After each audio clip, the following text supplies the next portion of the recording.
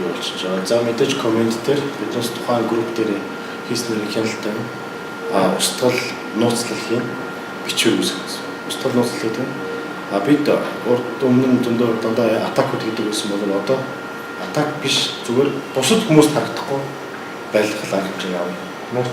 Нууч. Тэгэхээр энэ компани бол одоо энэ компаниг өндөрсөн тавьсан яг устгахгүйгээр биднээс тэр дандаа Монголын бүх хэрэглэгчдэр тэр Facebook хэрэглэгчдэр харагдахгүй байдлыг хийж байна.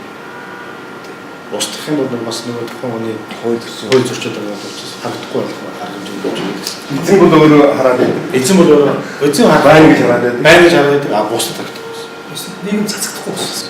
Одоо бол ихэнх хүмүүс Skype, Viber, WeChat-аар харьцаж байгаа учраас энэ дээр бид нөгөө эсрэг талын бас ямар байдалтай байна гэдэг мэдхээс бас нийгмийн хэмжээгээр хэлцүүлэхээр төлөвлөж байна. Ерөнхийдөө энэ хөтөлбөр маань яагаад 60 секунд гэсэн бэ гэхээр товчлогдсны дараа үндсэн манай энэ том стратеги үүсгэсэн дараа бид 60 секунд энэ бүх медиа хэрэгслийг ашиглаж эхэлнэ гэсэн. Маш хурдтай нөгөөдөө том хэмжээгээр